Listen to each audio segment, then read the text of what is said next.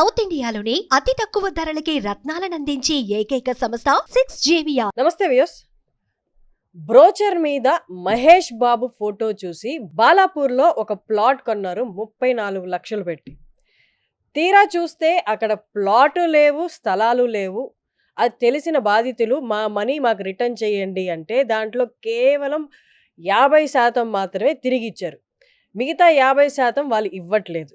దీనికి వాళ్ళు consumer ఫోరంలో complaint file చేశారు. కాగా బాధితులు రియల్ ఎస్టేట్ సంస్థ నిర్వాహకుల మీద అలాగే మహేష్ బాబు గారి మీద కూడా కేసు నమోదు చేశారు. దాని గురించి ఒకసారి మనం మాట్లాడదాం. మనతో ఉన్నారు లాయర్ డాక్టర్ బాలా గారు. నమస్తే అండి. నమస్తే బాలా గారు, ఇప్పుడు సెలబ్రిటీస్ ముందుకు వచ్చి ఎండోర్స్మెంట్స్ చేయడం, ఇలాంటి రియల్ ఎస్టేట్కి సంబంధించింది కానీ ప్రోడక్ట్స్ కానీ ఇలాంటివి చేయడం మనం తరచుగా చూస్తూనే ఉన్నాం. కానీ ఎంతవరకు సెలబ్రిటీస్ దీనికి ఆన్సరబుల్? ఒక సెలబ్రిటీ ఒక ప్రోడక్ట్ గురించి కానీ లేకపోతే ఏదైనా సర్వీస్ గురించి కానీ ఎండార్స్ చేస్తున్నారు అన్నప్పుడు డ్యూ కేర్ ప్రొసీజర్ వాళ్ళు పాటించాలి. అంటే ఎగ్జాంపుల్ మీకు ద ల్యాండ్ మార్క్ కేసు ఏంటంటే మన అమితాబ్ బచ్చన్ గారిది. తర్వాత అమితాబ్ బచ్చన్ గారి తర్వాత కూడా కొన్ని కేసులు వచ్చాయి. దీన్ని ఏమంటారంటే కన్స్యూమర్ యాక్ట్లో మిస్లీడింగ్ ఆఫ్ అడ్వర్టైజ్మెంట్ అని చెప్పేసి ఒక సపరేట్ ప్రొవిజన్స్ని తీసుకొచ్చారు. ఎందుకంటే ఒక అడ్వర్టైజ్మెంట్ చూసి మీరు ఇన్ఫ్లుయెన్స్ అవుతారు. బ్రాండ్ అనేది ఎందుకు వచ్చింది? యూజువల్గా ప్రతి ఒక్కరు చూడండి, నువ్వు పోలో బ్రాండ్ వేసుకున్నావా, నువ్వు ఎక్స్ అనే బ్రాండ్, అంటే ఒక ప్రైడ్ అనమాట. అది బ్రాండ్ లేబుల్ అనేది ఎలా క్రియేట్ అవుతుందంటే ఒక ప్రైడ్ లా క్రియేట్ చేసుకున్నాం. ఇప్పుడు దాన్ని ఎండార్స్ చేస్తున్నది ఎవరు? ఒక హీరో ఎండార్స్ చేస్తున్నారంటే వేలాది మంది, లక్షలాది మంది దాన్ని బిలీవ్ సిస్టమ్ అంటారు. బ్లైండ్ బిలీవ్ సిస్టమ్ అంటారు దాన్ని. అంటే ఈ వ్యక్తి చేస్తున్నాడు ఎండార్స్ అంటే ఖచ్చితంగా అది జెన్యూన్ అయి ఉంటుంది అని ఒక బ్లైండ్ బిలీవ్ సిస్టమ్ లో ప్రజలు ఏం చేస్తారంటే నమ్ముతారు, చేస్తారు. సో కాబట్టి ఏదైతే ఒకవేళ అది మిస్లీడింగ్ అడ్వర్టైజ్మెంట్ అయింది అనుకోండి, దే ఆర్ లైబుల్.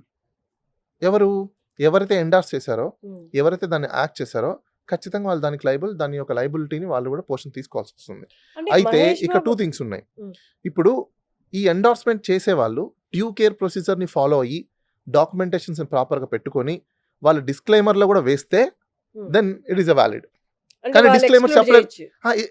ఎప్పుడు చేయాలి? వీళ్ళు చెప్పలేరు కదా.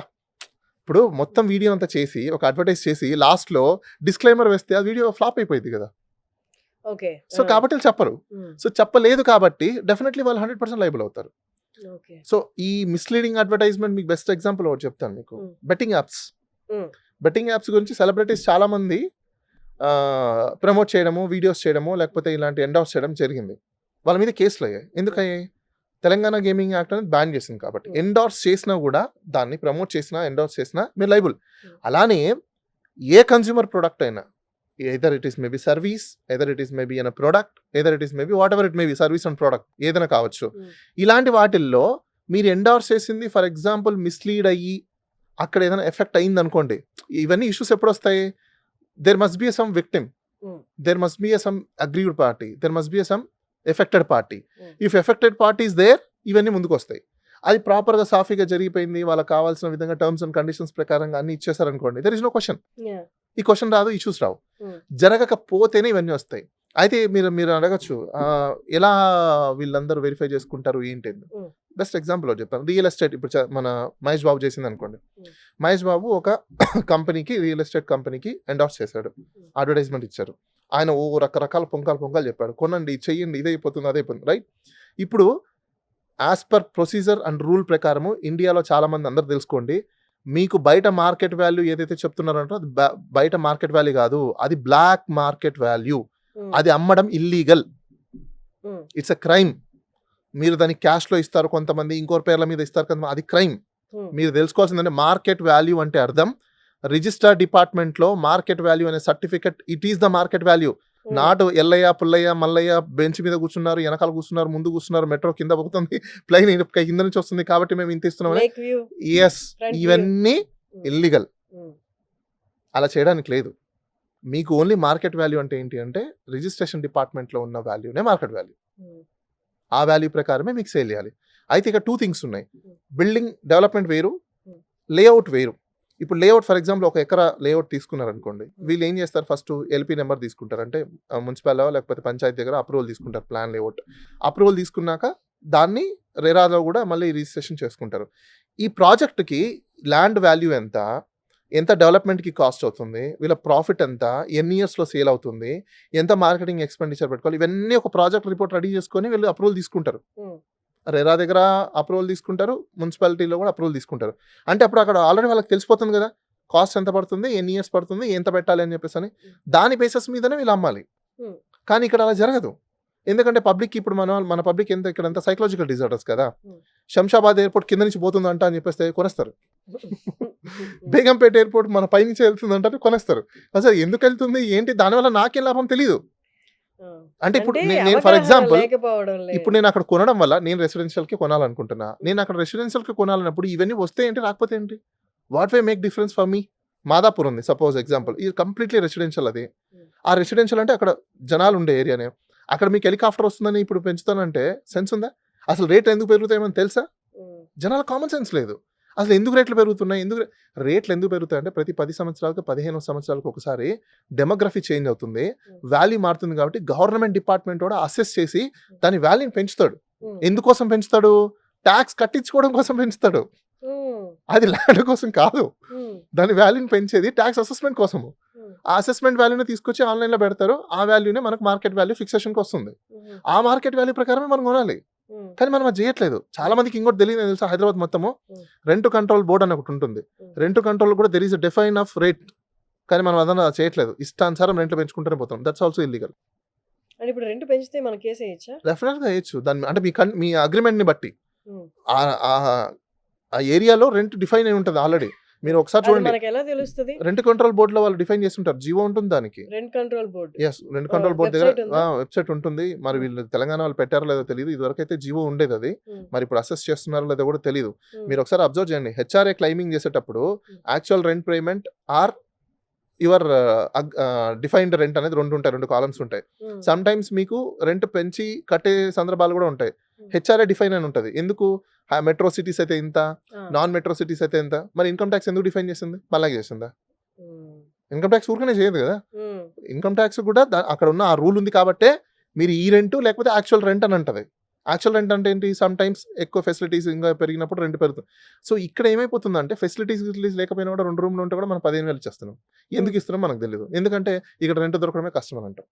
That's a problem. అదంతా చూసుకోవాల్సిన బాధ్యత ఎవరిది? స్టేట్. ఇంత డెమోగ్రఫీ పెరుగుతున్నప్పుడు స్టేట్ దాన్ని చూసుకొని నడిపించాల్సిన బాధ్యత స్టేట్ మీద ఉంది. అబ్నార్మల్ రెంట్స్ తీసుకోవడానికి కూడా లేదు. కానీ మన దౌర్భాగ్యం ఏంటంటే ఇండియాలో చదువుకున్న వాళ్ళే మినిస్టర్లు అవుతున్నారు, కానీ చదువుకున్న వాళ్ళ దగ్గర నాలెడ్జ్ ఉండట్లేదు. సొసైటీ మీద అవగాహన లేదు, పాలిటిక్స్ అంటే అవగాహన లేదు. పాలిటిక్స్ అంటే ఏమైపోయాయంటే సీటు దిగు సీట్ ఎక్కువ, ఇదే పరిస్థితి అయిపోయింది. అంటే ఇక్కడ నీడ్ కూడా చూడాలి కదండి. ఇప్పుడు ఫర్ ఎగ్జాంపుల్ నాకు ఈ ఏరియాలో ఉండడం కంపల్సరీ, ఎందుకంటే పిల్లల స్కూల్స్ కానీ నా ఆఫీస్ కానీ దగ్గర. వేరే వాడికి అంత ఉండకపోవచ్చు. అసలు రూల్ ప్రకారంగా ఒక టెనెంట్ లెట్అవుట్ హౌస్ ని తీసుకోవాలంటే రెంట్ కంట్రోల్ బోర్డులో అప్లికేషన్ పెట్టి ఉండాలి. ఒకప్పుడు ఇంతమంది జనాభా, ఇన్ని లక్షల జనాభా అండి. మరి అదే కదా, మీరు అప్లికేషన్ పెడితే నాకు హౌస్ కావాలని నేను కూడా అప్లికేషన్ పెడితే ఎక్కడెక్కడ హౌసెస్ ఉన్నాయో వాడు ఒక లిస్ట్ పెట్టాలి, డిస్ప్లే చేయాలి. ఇన్ని హౌసెస్ లెట్అవుట్ ఉన్నాయని చెప్పేసి అక్కడ పోయి నేను సెలెక్ట్ చేసుకొని ఆ rent house as per rule ప్రకారం, అది రూల్. ఈ పుస్తకాల్లో రూల్స్ ఉన్నాయి, లేకుండా ఏం లేవు, కానీ ప్రాక్టికాలిటీలో లేవు. సో ప్రాక్టికాలిటీలో లేవు కాబట్టి మనం అందరం సఫర్ అవుతున్నాం. ఆ ఇంప్లిమెంట్ చేయాల్సిన ఆఫీసర్లు ఏం చేస్తున్నారు? నెల జీతాలు తీసుకుంటారు, హ్యాపీగా ప్రశాంతంగా ఉంటారు. They don't want to implement. మళ్ళీ ఎవ్రీడే వస్తారు, మార్నింగ్ 10:30కి ఆఫీస్కి, మధ్యాహ్నం లంచ్ చేస్తారు, ఈవినింగ్ ఇంటికి పోతారు. That ends matter. So suffer అయితే ఎవరు? End of the day end user suffer అవుతున్నారు, సిటిజన్ సఫర్ అవుతున్నారు, ఈవెన్ గవర్నమెంట్ ఎంప్లాయీస్ కూడా సఫర్ వస్తాయి. ఎందుకంటే సమ్ టైమ్స్ వాళ్ళు కూడా రెంట్కి వెళ్ళాలి కదా. ఓకే, చేంజ్ చెప్పినప్పుడు ఇదే వీళ్ళు ఈ లాని స్ట్రిక్ట్గా ఇంప్లిమెంట్ చేస్తే ఈ ప్రాబ్లం వాళ్ళకి వచ్చేది కాదు. ఒక ఏరియాకి వెళ్ళినప్పుడు, ట్రాన్స్ఫర్ అయినప్పుడు. సో ఈ చేయకపోవడం వల్ల వాళ్ళకి ప్రాబ్లమ్స్ ఉన్నాయి, మిగతా వాళ్ళకి కూడా ప్రాబ్లమ్స్ ఉన్నాయి. సో ఈ రియల్ ఎస్టేట్ దాంట్లో మనం ఫస్ట్ అబ్జర్వ్ చేసుకోవాల్సింది ఏంటంటే మార్కెట్ వాల్యూ మీకు ప్రతి ఒక్కరు అందరూ అర్థం చేసుకోండి. ఈ వీడియో చూసేవాళ్ళు మీరు గూగుల్లో మా తల్లి, వికీపీడియా ఫాదర్ అని 2 ఉన్నాయి టూల్స్. దాంట్లో ఇట్ట కొడితే అట్ట వచ్చేస్తుంది. మీరు Telangana registration department market value అని కొట్టండి, టక్కున లింక్ వస్తుంది. కానీ ఇక్కడ కూడా కాంపిటీషన్ ప్లేస్ కదా. ఇప్పుడు మార్కెట్ వాల్యూ ప్రైస్ కి ఇస్తే 10 మంది ఉంటారు లైన్ లో తీసుకోవడానికి. ఆ 10 మందిలో ఆయన ఎవరికి ఇవ్వాలి అన్న చోటే ఈ బిడ్డింగ్ స్టార్ట్ అవుతాయి. నువ్వు వాడికన్నా ఎంత ఎక్కువ ఇస్తావు, అట్లా వచ్చింది కదా. ఇక్కడ ప్రాబ్లం ఏంటి? ఇప్పుడు నువ్వు ఫర్ ఎగ్జాంపుల్ ఒక లేఅవుట్ వేసారనుకోండి, ఇందాక మీకు చెప్పాను హెలికాప్టర్ పోతుందంట అని చెప్పేసి అని కొంతమంది తీసుకోవడం, దెన్ తర్వాత కింద నుంచి సబ్మెరైన్ వెళ్తుందంట. నువ్వు ఇండ్లు ఉండడానికి కొనుక్కుంటున్నావా లేకపోతే సబ్మెరైన్ వస్తుందని కొనుక్కుంటున్నావా అని క్వశ్చన్. ఇది మీ సైకలాజికల్ ప్రాబ్లం కదా. పాయింట్ మీకు అర్థమైంది కదా. నువ్వు ఒక చోట ఇల్లు కొన్నావు, బేసికల్ గా యాజ్ పర్ రూల్ ప్రకారము నీకు ఒక హౌస్ లేకపోతే ఒక లెటెడ్ హౌస్ ఒక పాలసీ తీసుకురావాలి. దాన్ని కూడా ఏంటంటే ప్రాపర్టీ సీలింగ్ యాక్ట్ ఏదైతే ఉందో అదే విధంగా హౌస్ సీలింగ్ యాక్ట్ అని ఒకటి తీసుకురావాలి. చాలా మందికి ఏంటంటే నెంబర్ ఆఫ్ హౌసెస్ తీసేసుకుంటున్నారు. ఏమైనా అంటున్నారు డబ్బులు నేను తీసేసుకుంటారు. దాన్ని గవర్నమెంట్ బ్యాన్ చేయాలి. అసలుకి ఇండియా డెమోక్రసీ ఈక్వల్ ఆపర్చునిటీ అంటే అదే. ప్రతి ఒక్కరికి ఒకరు 10 ఇళ్ళు ఉంటారు కానీ లేని వాడికి ఏం లేవు. ఆ సీలింగ్ యాక్ట్ వచ్చింది అనుకోండి, ఇలాంటి ఇష్యూస్ పోతాయి. అక్కడ కూడా నాకు 10 ఇళ్ళు ఉన్నాయి, నేను 10 ఇళ్ళు ట్యాక్స్ కడుతున్నా అంటే గవర్నమెంట్ కామ్గానే ఉంటుంది కదా. నాకు గవర్నమెంట్ నువ్వు ప్రాబ్లం అదే నేను అంటున్నా. ఇన్ఈక్వాలిటీ బ్యాలెన్సింగ్ అవుతుందని చెప్పేసి గవర్నమెంట్ షుడ్ టేక్ ఇనిషియేషన్. ఒకప్పుడు సీలింగ్ యాక్ట్ లేదు, సీలింగ్ యాక్ట్ ని తీసుకొచ్చారు. ఎందుకు సీలింగ్ యాక్ట్ ని తీసుకొచ్చారు? భూమి ఒకరి దగ్గరే ఉండిపోతే డెమోక్రటీ అనే దానికి స్పిరిట్ పోతుందని చెప్పేసి. ఆ డెమోక్రటిక్ స్పిరిట్ ఇప్పుడు కూడా పోతుంది కదా. ఒక్కొక్కరు 100 ఎకరాలు తీసుకుంటున్నారు. సో ఈ రియల్ ఎస్టేట్ దాంట్లో మెయిన్ గా మనం చూసుకోవాల్సిందంటే మార్కెట్ వాల్యూ ఏంటి, తర్వాత ఈ అడ్వర్టైజ్మెంట్ ఇచ్చే వాళ్ళు ఎవరైతే ఉన్నారో అడ్వర్టైజ్ చేసేవాళ్ళు వాళ్ళు చెప్పేది నిజమా అబద్ధమా అనేది మీరు చెక్ చేసుకోండి. రియలిస్టిక్ గా ఉందా? ఇప్పుడు ఈ కేసే తీసుకోండి. మహేష్ బాబు అంత పెద్ద యాక్టర్, ఆయనకున్న టీము వాళ్ళు వెరిఫై చేసుకుని ఈ కైండ్ ఆఫ్ ఎండోర్స్మెంట్స్ చేస్తారా అన్న నమ్మకం, గుడ్ విల్ అంతా డైరెక్ట్ గా ఈ ప్రాజెక్ట్ మీద ఇంప్లిమెంట్ అయిపోయింది. సో ఇలాంటి టైంలో కూడా జనాలు వెరిఫై అంటే ఇక్కడ ఇష్యూ ఎందుకు వచ్చిందంటే, ఫర్ ఎగ్జాంపుల్ ఇతను ఇక్కడ ఈ కేసునే 34 lakhs చేంజ్ ఎంతో డబ్బులు కట్టారు. అక్కడ ప్రాజెక్ట్ లేదు. మీరు 100% రీఫండ్ ఇచ్చేస్తే ఇష్యూ వచ్చిండేది కాదు. ఈ 15 lakhs ఏదో ఇచ్చి ఇంకా 15 lakhs ఇవ్వకపోవడం ఏదైతే ఉందో దాని వల్ల వాళ్ళు కన్స్యూమర్ కోర్టుకి వెళ్ళారు. ఇక్కడ ఇంకో ప్రాబ్లం ఏంటంటే ఇప్పుడు వాళ్ళ వల్ల ఎఫెక్ట్ అయ్యారు. ఒకటి, వీళ్ళు రెండు ఈ 34 lakhs వైట్కి ఇచ్చారా బ్లాక్ గా ఇచ్చారా అనేది ఒక పెద్ద క్వశ్చన్. ఇప్పుడు వాళ్ళు 15 lakhs ఇచ్చింది వైట్ అమౌంట్ ఇచ్చారా లేకపోతే ఏంటనేది చూసుకోవాలి.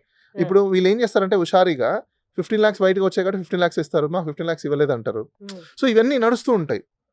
కేస్ టు కేసు వేరే. అందుకోసం బ్లాక్ అనేది మీరు ఎప్పుడైతే ఇస్తారో లీగలీ వీళ్ళకి కూడా పడతాయేమో కదా. ఎవరైతే 34 లక్షలు ఇచ్చారో నువ్వు ఎట్లా ఇస్తావు? అంటే ఒకటండి, ఇప్పుడు అతన్ని విక్టిమైజ్ కాబట్టి విక్టిమ్ ని ఎప్పుడు కూడా విక్టిమైజ్ లోనే చూస్తారు, విక్టిమ్ సెన్స్ లోనే చూస్తారు. నష్టపోయి ఉన్నాడు అతను, is a injured person. Injury అయిపోయిన పర్సన్ ని మళ్ళీ మనం అతన్ని క్యూర్ చేయకుండా ట్రీట్మెంట్ చేయకుండా ఇంకా ఇంజరీ చేస్తూ కూర్చుంటే అతను చచ్చిపోతాడు. సో కాబట్టి డెఫినెట్ గా కోర్టు ఇంజర్డ్ అయిన పర్సన్ కి న్యాయం చేయాలని చూస్తుంది. ఎందుకంటే వాళ్ళు బెనిఫిషియర్స్ కదా. అక్కడ ఇప్పుడు ఎండార్స్ తీసుకున్న ₹1,00,00,000 డబ్బులు తీసుకున్నాడు. ఆ ₹1,00,00,000 డబ్బులు తీసుకున్నావు అంటే నువ్వు బెనిఫిటరే కదా. నువ్వు బెనిఫిట్ తీసుకున్నావు అని అంటే అక్కడ నువ్వు ఉందా లేదా అని చెక్ చేసుకోవాల్సిన బాధ్యత నీది. యాజ్ అ రెస్పాన్సిబుల్ సిటిజన్ గా, యాజ్ అ రెస్పాన్సిబుల్ పర్సన్ గా నువ్వు ఎండార్స్ చేస్తున్నప్పుడు డ్యూ కేర్ ప్రొసీజర్ నువ్వు పాటించాలి కదా. నిజంగా వైబిలిటీ ఉందా లేదా, అక్కడ అంత ఫ్లాట్ ఉందా లేదా, అక్కడ రిజిస్ట్రేషన్ డాక్యుమెంట్స్ ఉన్నా, లీగల్ ఒపీనియన్ తీసుకోవాలి. మరి ఈ ఒపీనియన్స్ ఏం తీసుకోకుండా ఎండార్స్ చేస్తే ఇలానే ఉంటుంది. ఫర్ ఎగ్జాంపుల్ ఇప్పుడు మహేష్ బాబు గారిదే వాళ్ళ టీం పెద్దది కాబట్టి ఆయన వెరిఫై చేసుకొని ఈ ప్రాజెక్ట్ కి ఎండోర్స్ చేసి ఉంటారు. బట్ మధ్యలో ఈ డెవలపర్స్, ఈ పేరేంటి, సాయి సూర్య డెవలపర్స్, ఈ సాయి సూర్య డెవలపర్స్ ఎవరైతే ఉన్నారో పక్కాగా స్టార్టింగ్ లో మహేష్ బాబుకి వారి టీంకి అంతా చూపించిన మధ్యలో నష్టాలు చూపించి ఇలాంటిది ఏదైనా స్కామ్ ఏదైతే ఉందో జరిగిందా, అలాంటప్పుడు మధ్యలో జరిగిన స్కామ్ కి మహేష్ బాబు ఎలా రెస్పాన్సిబుల్? అసలు ఇక్కడ స్కామ్ అనేది ఉండదండి. ల్యాండ్ లో ప్రాఫిట్ అండ్ లాస్ వాళ్ళకుంటుంది తప్ప land is land intact, registration intact, document intact, everything intact ఉంటుంది. ఎప్పుడు ఇలాంటి చీటింగ్ జరుగుతుంది? ఆ కంపెనీ యొక్క కాండక్ట్ ని కూడా మీరు ఎండార్స్ చేస్తున్నారు.